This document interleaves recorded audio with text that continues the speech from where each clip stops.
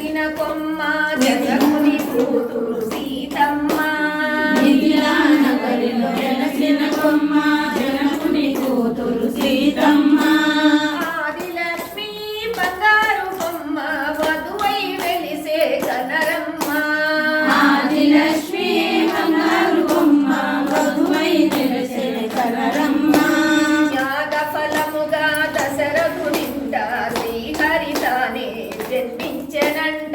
యాగఫలముగా దశరథునింట శ్రీహరితానే జన్మించెనంట ఆదిదేవుడే శ్రీరామయ్య వరుడై పిలిచే కనరమ్మ ఆదిదేవుడే శ్రీరామయ్య రాముల కళ్యాణం కమనీయం కడురమణీయం